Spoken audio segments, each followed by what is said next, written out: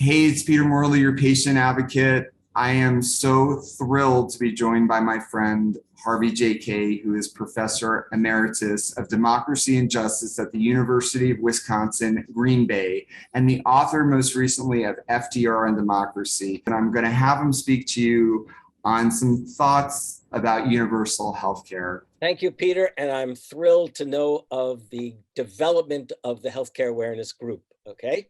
Let me make that clear. I'm thrilled. And it's also great to see you. Um, so I was thinking about this, and it occurred to me that if Franklin Roosevelt could come back to America here in the 21st century, in 2021, he would be shocked that we do not yet have universal health care. He had envisioned Social Security originally as including universal health care for all Americans.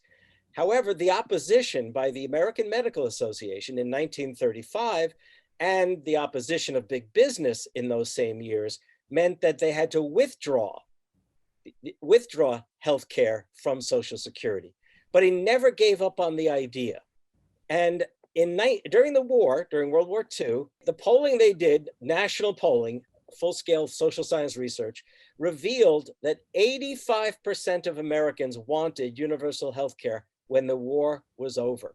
85%. That was 95% of Democrats, and I think 75% of Republicans. So in 1944, as the year began, which was a presidential election year, he called for, in the State of the Union address, January 44, an economic bill of rights, a second bill of rights. And one of the fundamental points in his economic bill of rights was that there should be, for all Americans, universal health care. He didn't expect it to be enacted, this Bill of Rights, so quickly, but he wanted it on the agenda. Now, he passed away not more than a year after that. He had been reelected, but he passed away in the spring of 45. But it didn't die. The labor movement had already avidly picked up the idea, and they campaigned strenuously to get Roosevelt reelected with hopes that universal health care could be realized. Well, Harry Truman, who succeeded Roosevelt as president, made it fundamental to his political campaigns. However, he ran into the opposition of not only the American Medical Association and big business, he also ran into the opposition of Southern Democrats, the white supremacist Southern Democrats, who were absolutely convinced that national health care would be the wedge to destroy segregation and Jim Crow, because it would mean that hospitals would have to be desegregated, integrated, that is.